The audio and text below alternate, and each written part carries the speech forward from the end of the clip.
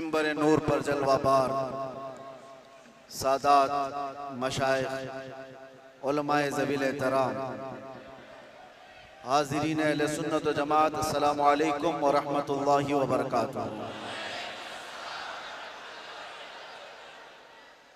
अल्हम्दुलिल्लाह अल्हम्दुलिल्लाहिल हन्नानिल मन्नान अल्लज़ी खलक़ल इंसान व अल्लमहुल बयान वस्सलातु वस्सलामु अला रसूलिही सय्यिदिल इंसी वल जान व अला आलिही व अस्हाबिही ज़विल खैरि वल इहसान, अम्मा बअद। फ़अऊज़ु बिल्लाहि मिनश शैतानिर रजीम, बिस्मिल्लाहिर रहमानिर रहीम। अन्नबिय्यु औला बिल मुअमिनीन मिन अनफुसिहिम, सदक़ल्लाहु मौलानाल अज़ीम। बारगाह रिसालत मुआब सल्लल्लाहु तआला अलैहि वसल्लम की दुरूद पाक का हदिया पेश कर ले। अल्लाहुम्मा सल्लि अला सय्यिदिना मुहम्मदिन मअदनिल जूदि वल करम व आलिहि व अस्हाबिहिल किराम व इब्निहिल करीम व बारिक व सल्लिम सलातन दाइमतन सरमदन अबदा। फिर के गली गली तबाह ठोकरें सबकी खाई क्यों, दिल को जो अक्ल दे खुदा तेरी गली से जाए क्यों। अब तो न रोक ऐ गनी आदत सग बिगड़ गई, मेरे करीम पहले ही लुक़मे तर खिलाए क्यों। जान है इश्क़ मुस्तफ़ा रोज़ फजू करे खुदा, जिसको हो दर्द का मजा नाज़े दवा उठाए क्यों। अल्लाह तबारक व तआला आपकी ये मोहब्बत व अकीदत को सलामत रखे। मैं बहुत देर से देख रहा हूँ हर कोई किसी को बिठा रहा है, और मैं ये भी महसूस कर रहा हूँ बैठे तो बेचारा कोई बैठे कहाँ। जो जिस हालत में खड़ा है, जैसे है उसी अंदाज में खड़ा रहे। हजरत मौलाना इलियास काजी साहब मुझसे कह रहे थे आज यहाँ ऐसा लग रहा है कि जैसे शबे कदर है। मैं उनसे ये कहता हूँ हुजूर पाक सल्लल्लाहु अलैहि वसल्लम के नामूस की जहाँ बात हो, हजारों शबे कदर से भी अफजल है। शबे कदर मिली है मेरे मुस्तफ़ा की बरकत से। सारी बरकतें उस हस्ती पाक की हैं। आबरू मां ज़नाम मुस्तफ़ा, हम सब की इज्जत और आबरू उस नाम पाक से वाबस्ता है। और इसीलिए हम बार बार ये कहते हैं वो जो न थे तो कुछ न था, और वो जो न हो तो बस। यही अकीदा भी है और यही जिंदगी भी है। वो जो न हो तो कुछ न हो। इसलिए मेरे अजीजों, एक और बात जिसकी वजाहत भी कर दूं। लोग आज दो दो पोस्टर मेरे पास भेज कर कह रहे थे कि उधर भी है इधर भी है। कैसे प्रोग्राम? असल में ये तिलक नगर में होने वाला प्रोग्राम था। वहाँ के गयूर हजरात ने बड़ी मेहनतें की, मोहब्बतें उनकी भी अपनी जगह पर, लेकिन मेरे मुस्तफ़ा करीम सल्लल्लाहु अलैहि वसल्लम को जहां मंजूर हो, मेरे रब को जहां मंजूर हो, बात वहीं की जाती है। शायद गुरदल्ली वालों का खिंचाव ज्यादा हो। वैसे तो यहाँ पर रेशम का काम करने वाले ज्यादा हैं। बनारसी हजरात को मैं अच्छी तरह से जानता हूँ। इश्क़ रसूल के मामले में वो इतने नरम रेशम भी नहीं है, रस्सियों से मजबूत है। आज कुछ उनके मामलात की वजह से, जगह की किल्लत की वजह से, परमिशन के मामलात में इधर मूव हो गया। बहरहाल ये हालात के एतबार से इधर से उधर हो जाए, कहीं पर भी हो जाए, बात तो उस नबी पाक की जहां से भी की जाएगी गूंज कर रहेगी इंशाअल्लाह। और मुझे पता है हम उस मुल्क में जी रहे हैं जहां अफगानिस्तान का तालिबान मेहमान बन सकता है, और हिंदुस्तान में जन्म लिया सलमान नहीं आ सकता। ये मुनाफिकत है और मैं खुलकर बोलता हूं। वैसे मुझे बयान शुरू होने से पहले ही मस्जिद के आपके सदर साहब ने कान में कहा आपके ऊपर कोई पाबंदी यहाँ पर नहीं है, आप जो चाहे जितना चाहे बोल सकते हैं। लेकिन मैं सदर साहब से कहता हूं, पाबंदी लगा भी देते तो हम धज्जियां उड़ा के भी जाते, इसलिए कि पाबंदी हुजूर पाक सल्लल्लाहु अलैहि वसल्लम का नाम लेने के लिए कोई माँ ने आज तक जन्म नहीं लिया, किसी माँ ने आज तक ऐसा बेटा जन्म नहीं दिया जो हुजूर पाक सल्लल्लाहु ताला अलैहि वसल्लम के नाम पाक को इस रूए जमीन से खत्म करके दिखा सके। हमारा जुर्म क्या है, हमारा कसूर क्या है, हम बोलते क्या है? हम बात सिर्फ मेरे मुस्तफा करीम सल्लल्लाहु अलैहि वसल्लम की करते हैं, और अगर ये हुजूर पाक सल्लल्लाहु अलैहि वसल्लम के नाम और उनके नामूस की बात करना जुर्म है तो हर बार करेंगे, हर बार करेंगे, 100 बार करेंगे, और वक्त आए तो सरेदार करेंगे। इसमें कोई खौफ की बात तो है नहीं, इसमें कोई डर की बात तो है नहीं। जब हमने ये कह दिया है या रसूल अल्लाह, ये दिल भी तुम्हारा, ये जान भी तुम्हारी, हम आए यहाँ तुम्हारे लिए और उठे भी वहां, जब सब उनके लिए है तो फिर डर किस बात का? खौफ न रख रजा जरा, तू तो है अब्दे मुस्तफा, तेरे लिए अमान है, तेरे लिए अमान है। बेंगलुरु के गयूर नौजवानों को मैं कुछ बातों से बेदार करना चाहता हूँ। तुम्हारी एनर्जी, तुम्हारी ताकत खामखा जाया नहीं होनी चाहिए। सड़कों पर बर्बाद किए जाने के लिए तुम्हें ताकत नहीं दी गई। अल्लाह ने तुम्हें जो ताकत और एनर्जी दिया है, जो तुम्हें पावर दिया है, वो नशे के अड्डों पर बर्बाद करने के लिए नहीं, और ना ही गलियों कूचों पर रात भर गुजारने के लिए, और ना ही बेमहल और बेवक्त एहतजाजात करके अपने आप को जोखिम में डालने के लिए। तुम्हारी एनर्जी और तुम्हारी ताकत एक एक पल किस चीज के लिए दी गई है आपको पता है? जिंदगी ये नहीं है किसी की किसी के लिए, जिंदगी है नबी की नबी के लिए, और ना समझ मरते हैं जिंदगी के लिए, और जीना मरना है सब कुछ नबी के लिए। तुम्हारी जिंदगियां इतनी सस्ती नहीं है, तुम्हारी जिंदगियां इतनी हल्की नहीं है कि कोई चोर उचक्का हाँकता हुआ तुम्हें किसी भी तरह से लेकर चला जाए और अपने अपने मकासद का निशाना बनाए। ऐ नौजवानों, जिस दौर में आप जी रहे हो, होश और हवास के साथ जियो, कानूनी मामलात और उसकी पेचीदगियों को समझो। दुश्मन किस अंदाज से तुम्हें वार कर रहा है, इस चीज को महसूस करो।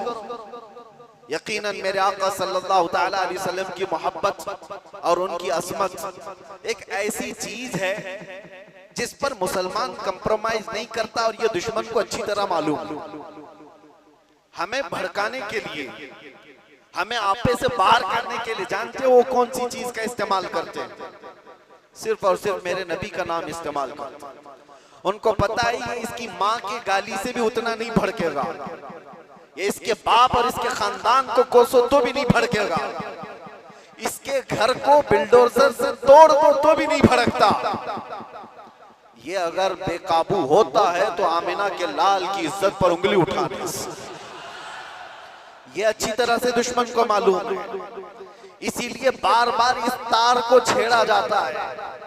उन्हें छेड़ने दो, वो अपनी हैसियत के मुताबिक छेड़ करके समझ रहे, लेकिन हकीकत में मेरे अजीजों मैंने महसूस किया इस कौम को अल्लाह हमेशा सलामत रखे। मैं कभी कभार रातों में बैठे फिक्र भी करता कि इन नौजवानों से मुस्तकबिल क्या होने वाला है, जो रात भर नशे के अड्डे में गुजारते हो, गाने सुन करके दिन भर बिस्तर पर सोए रहते हो। उम्मत मुस्लिमा का क्या होगा?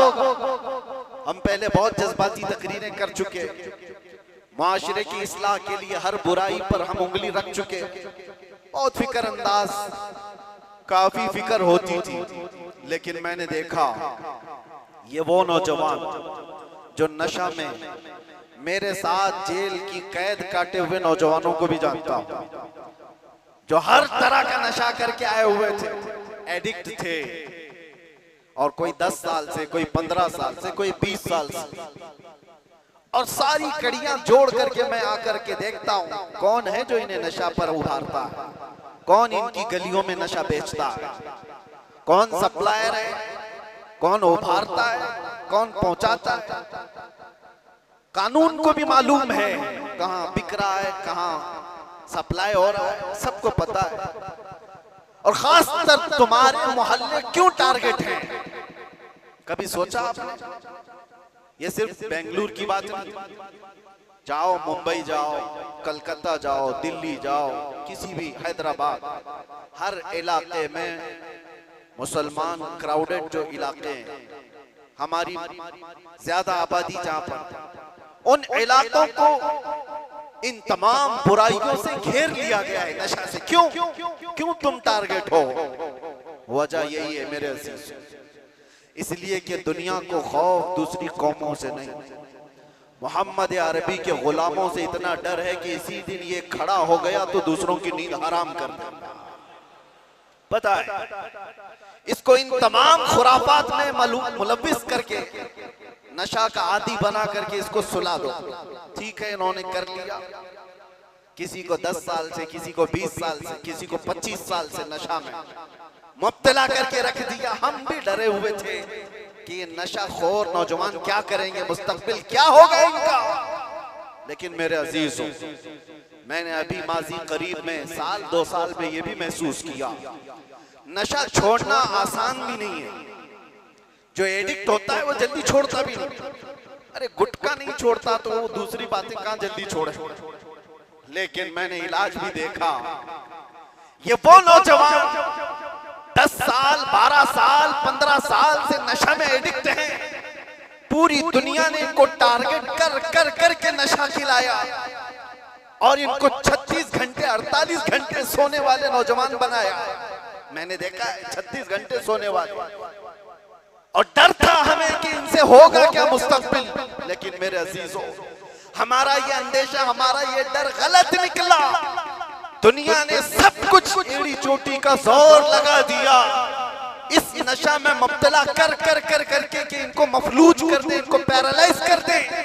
लेकिन मैंने देखा, एक बार पुकारा आई लव मोहम्मद, उसके बाद फिर देखा वो नौजवान जो 20 साल से नशा में है, नाम मोहम्मद का नशा चढ़ गया है। मैंने पूछा वो पुराना नशा कहां चला गया? पुराना नशा जिसमें 36 घंटे सोता था, वो नशा कहां चला गया? मैंने उन नौजवानों को देखा, वो झूमते हुए कहते हैं वो नशा अलग है, ये उस मुस्तफा के नाम की मोहब्बत का नशा अलग है। मैं ये चाहता हूं मेरे अजीजों, आओ उस नाम पाक के नशे में, इससे बढ़कर के बेहतर खुमार कोई है नहीं।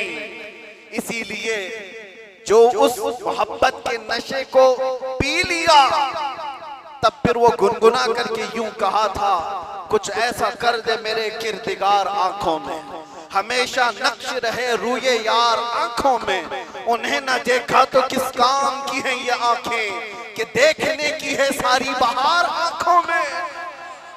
आपको मैं उसी चीज की दावत देने के लिए आया हूं। नौजवानों, ये धड़कता दिल किसी लैला को देने के लिए नहीं है, एक ही दिल है। उस लैला को क्या दें जो हर 4 दिन के बाद मजनू बदल देती हो? उस लैला को क्या दें जो पैसे देख करके बदल जाती हो, मनसब देख करके घर बदल लेती हो? हम उस दरबार में अपने आप को डाल दें जहां के मुतालिक ये कहा, जब तक बिके न थे तो कोई पूछता न था। या रसूल अल्लाह, तुमने खरीद कर, सिर्फ अनमोल नहीं, बात यहीं तक नहीं है, जिसको रसूलुल्लाह ने खरीदा वो अबू बकर था तो सिद्दीक बनाया है, उमर था तो फारूक बनाया है, उस्मान था तो जुन्नूरैन बनाया, अली था तो हैदर कर्रार बनाया, बिलाल था तो फखरे आसमान बनाया है, अब्दुल्ला इब्न मसऊद को फखरे फिक़ा बनाया है। जो आया, जिस अंदाज से आया, मेरे मुस्तफा ने उतना नवाजा है। आज के दौर में हम देख रहे हैं, मुझे दुनिया क्यों पूछती है, मुझे दुनिया क्यों देखना चाहती है? यहाँ का मजमा भी मैं जानता हूँ, ये सुनने कम देखने ज्यादा आया हुआ है। सुनने के लिए तो यूट्यूब से सुन ही रहे, सारी तकरीरें पहुंच भी रहे, और ऑनलाइन अभी भी चल रहा होगा, घर बैठ के देख सकते हैं। लेकिन ये उमड़ता हुआ मजमा जो देखने के लिए आया है, वो इसलिए कि मेरे अजीजों दुनिया को ये बता दें, दुनिया सेलिब्रिटीज को देखने के लिए कतार लगाती होगी, ये उम्मत ऐसी है मुस्तफा के कैदी को देखने के लिए उमड़ आती है।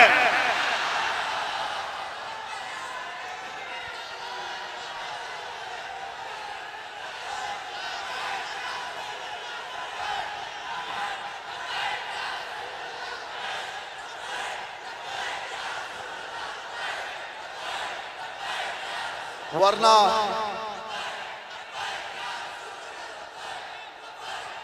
तवज्जो मेरे अजीजों, इस भरी दुनिया में हम जानते हैं जेल से छूटा हुआ आदमी मुंह छुपाकर घूमता है। लोग क्या बोलेंगे, जेल से आया है ना, हम जाने में मुंह छुपाए थे ना आने में मुंह छुपाए। अरे वो छुपा करके वो जाए जो चोरी करके गया हो, जो डकैती करके गया हो, रेप केस में अंदर गया हो, माल खा करके अंदर गया हो, वो क्यों मुंह छुपाए जो लब्बैक या रसूलुल्लाह कह कर गया हो। आपके लिए भी मैं कह रहा हूं, मुंह छुपाने की नहीं, ये मुंह उठाने का वक्त है, उठाने का वक्त है। इसलिए कि मेरे अजीजों, उस नामे पाक के बाद अगर कोई मुसीबत आती है तो ये हुकूमतें या ताकतों की जरिए से वो तो जरिया बनते हैं। असल बात ये है कि हमें अल्लाह तबारक व तआला उस अजीम इम्तिहान से गुजारना चाहता है जो बिलाल हबशी को दिया गया है, जो खब्बाब बिन अल-अरत को दिया गया है, जो खुबैब बिन अदी को दिया गया है, जो ज़ैद बिन दसना को दिया गया है। मैं तारीख पढ़ता हूँ, हमेशा एक बात याद आती है, मेरे साथ भी सेम मामला हुआ था, हालांकि कंपैरिजन कुछ नहीं, बिला तशबीह बिला तमसील। इमाम अहमद बिन हंबल 5 लाख हदीसों के हाफिज हैं। आपको एक फतवे की वजह से 3 बार कोड़े मारे गए, 3 बार। और कोड़े किसको कहते हैं? ये जो कमर का बेल्ट है इसको नहीं, वो चमड़े का पट्टा होता था, एक बार मारते थे तो चमड़ी लगकर आ जाती थी। ऐसे कभी 80 कोड़े, कभी 100 कोड़े। इमाम अहमद बिन हंबल को जब ले जाया जा रहा था, ये तीसरी मर्तबा था, वक्त का खलीफा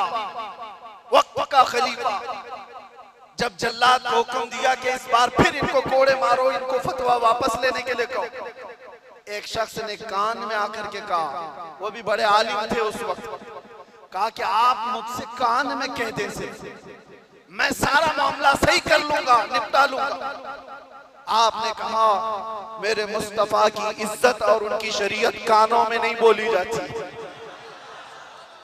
कानों में नहीं, इसलिए हम भी भरे मजमा में कहते हैं। आप जा रहे थे तो एक मशहूर चोर था बगदाद, उसने पुकार करके क्या कहा, अहमद बिन हंबल सुनो, मैं चोरी में 1500 कोड़े खा चुका हूं, चोरी कर कर करके बार बार पकड़ा जाता हूं, कोड़े खाता हूं, लेकिन फिर भी मैंने चोरी नहीं छोड़ी, चोरी अभी तक मुझसे छूटी नहीं है। ऐ अहमद बिन हंबल, मैं चोरी छोड़ भी दिया अगर, तो ज्यादा से ज्यादा मेरे बच्चों के पेट पे फर्क आ सकता है। आप ये कोड़ों के डर से हक बात बोलना न छोड़ें, इसलिए कि अगर आप समझौता कर लिए तो पूरी उम्मत बर्बाद हो जाए। इमाम अहमद बिन हंबल कहते हैं, अच्छों से बढ़ करके उस चोर ने दर्स दिया था, उस चोर ने सबक सिखा दिया था कि लोग सजाओं के डर से जब चोरी नहीं छोड़ते तो हम सजाओं के डर से मेरे मुस्तफा का नाम लेना क्यों छोड़ दो, हुजूर की इज्जत पर बात करना क्यों छोड़ दो। और अब तो हमें पता है हमारी जिंदगी बची क्या है, हमारी जिंदगी की असर हो गई। जिसकी उम्र 40 साल के करीब होती है वो कहा जाता है असर का वक्त हो गया उसकी जिंदगी। असर से मगरिब में कितना टाइम रहता है, सूरज डूबने को बहुत थोड़ा सा वक्त रहता है। हमारी जिंदगियों की असर हो गई, मगरिब में थोड़ा सा वक्त बाकी है। जो जीना था रब तबारक व तआला ने खुशियां अता की, बचपना भी खुशहाल, हमारी जवानी भी खुशहाल, हमने जो पढ़ना था पढ़ लिया, शादी बच्चे सब हो गए, तिजारत भी हो गई, माल भी, घर भी, सारी चीजें अल्लाह ने जो जीने की दुनिया में सराय सब अता कर। अब इस वक्त जब असर से मगरिब का वक्त हो चुका हो, आदमी अगर अल्लाह के जिक्र से मुंह फेर ले और इधर सूरज डूब जाए की जिंदगी इससे ज्यादा नहुसत में नहीं आ सकती। उससे बदकिस्मत कौन है जिसकी फजर अच्छी हुई, ज़ोहर अच्छी हुई, असर तक अच्छे पहुंचा और असर के बाद बिगड़ गया, तो इससे बढ़ करके बदनसीब कौन है। इसलिए मेरे अजीजों, अब तो हम कंप्रोमाइज नहीं करने वाले, अब तो हम समझौता नहीं करने वाले।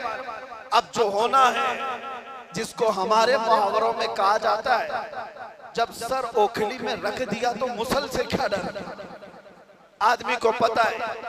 बहरहाल आपसे मेरा एक मैसेज है, आपसे मेरा एक पैगाम है, ये और फितनों का दौर आता जाएगा और फितनों का दौर बढ़ता जाएगा। मेरे नबी पाक सल्लल्लाहु अलैहि वसल्लम ने फरमाया, मैं देख रहा हूं फितने मेरी उम्मत पर इस अंदाज से आ रहे हैं जैसे बारिश के कतरे, बारिश के कतरे जिस तरह आ रहे हैं, इस तरह से फितने आएंगे। तस्बीह का दाना यानी तस्बीह उसकी गांठ अगर टूट जाए तो दाने किस तरह से बिखर जाते हैं।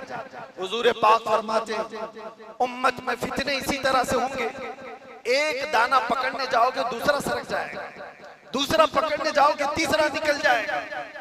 तुम एक फितने से निकल करके आ रहे होगे, दूसरा सामने होगा और तुम ये कहोगे इससे बड़ा फितना तो मैंने देखा ही नहीं, जबकि उसके बाद फिर फितना आएगा। हुजूर फरमाते उसको देखकर फिर कहोगे तुम इससे बड़ा तो मैंने देखा ही नहीं। इस दौर में हम जिंदगी गुजार रहे हैं। हर आने वाला दिन एक नया फितना लेकर के आएगा। इसी जमाने के मुतालिक मेरे मुस्तफा सल्लल्लाहु अलैहि वसल्लम ने फरमाया, तुम्हारा ईमान पर कायम रहना इतना मुश्किल हो जाएगा जितना हथेली में अंगारा लेकर खड़ा होना मुश्किल हो जाएगा। आग का अंगारा लेकर आदमी हथेली में खड़ा हो सकता है, इतना ही मुश्किल हो जाएगा। मैं देख रहा हूं उस दौर को, लोग हवाओं में ईमान बेच देते। आज जिसकी हवा देखा उसकी बोली बोलना शुरू कर दिया। इधर आंधी चल रही है उसके पीछे भाग गए। इसीलिए हुजूर पाक सल्लल्लाहु अलैहि वसल्लम ने यह भी फरमाया था कि ताकत की बोलबाला ऐसा होगा कि लोग उसी को सब कुछ समझ रहे होंगे। आज वही है ताकत, हुकूमत, सत्ता जिसके पास है, लोग ये समझते हैं उनके साथ ही रहने में भलाई है, उनके साथ ही रहने में भलाई है कि कुछ उनका छूटा हुआ झूठा खाने को मिल जाएगा। मेरे अजीजों, ये ईमान की अलामत नहीं। हुजूर ने ये भी फरमाया, दज्जाल जिस वक्त जमाने में आएगा, दज्जाल उस वक्त का हाल ये होगा, हजारों की तादाद में लोग ईमान छोड़कर उसकी फौज में शामिल हो जाएंगे। और हुजूर ने फरमाया, दुनिया शुरू होने से लेकर कयामत तक उससे बड़ा कोई फितना नहीं। वो दौर भी आने वाला है।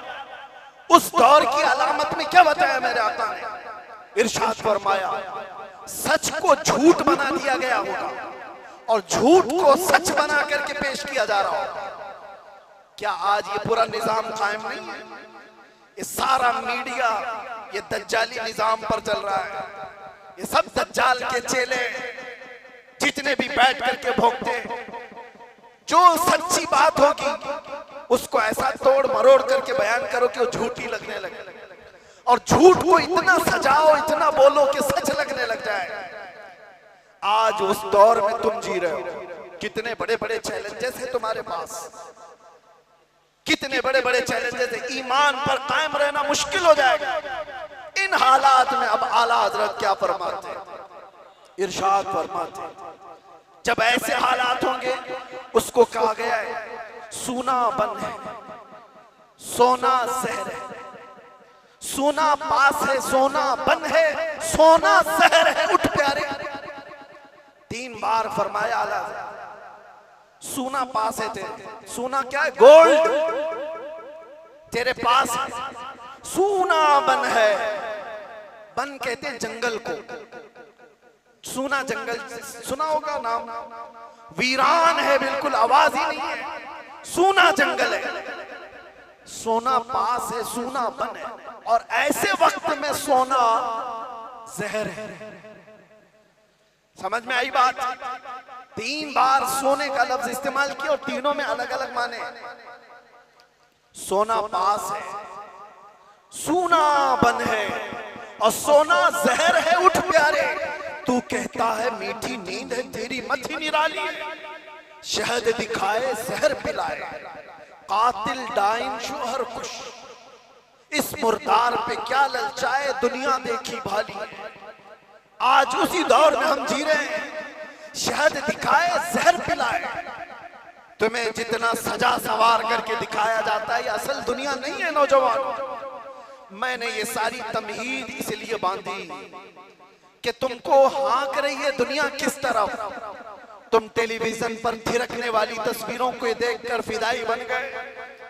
तुम सोचने लग गए कि ये बड़ा स्टार आदमी है, ये हीरो है, एक्टर है, ये कोई एक्ट्रेस है, इसके पहने हुए कपड़े, इसका बनाया हुआ हेयर स्टाइल, इसके चलने के अंदाज, इसके खाने के अंदाज, इसने अगर किसी चीज की एडवर्टाइज की तो उसको लेकर पड़े जाना।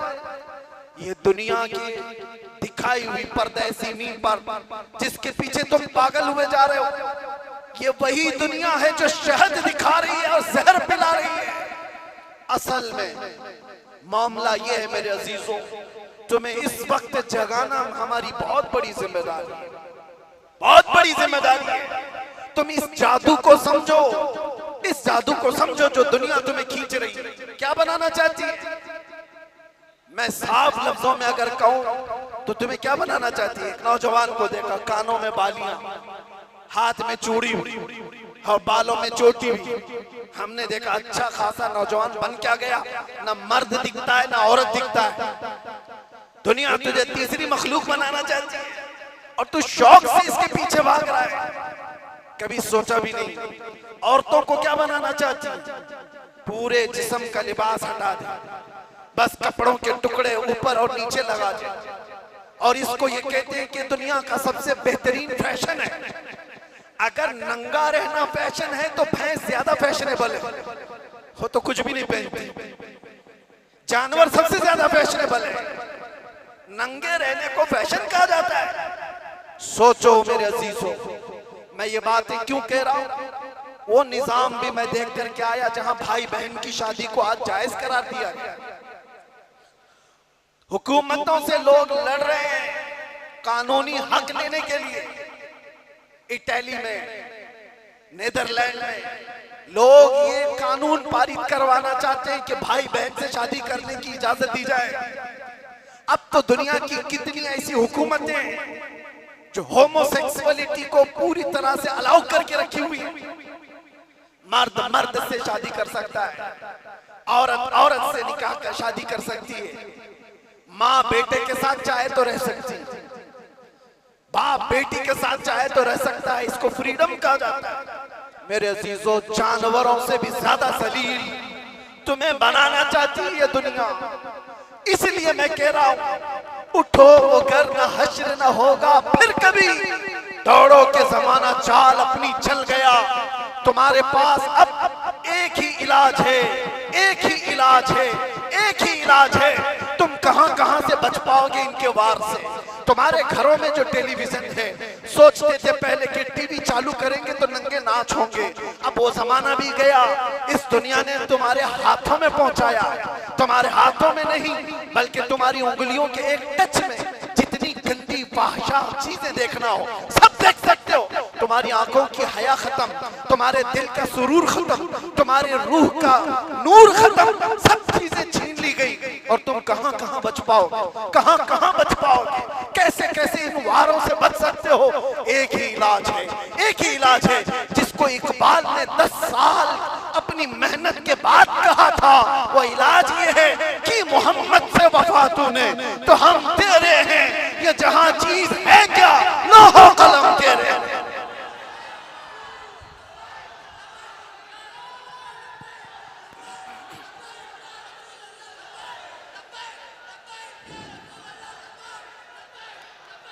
हर आफत, हर फितने से हिफाजत चाहते हो, एक साथ के पास आ जाओ।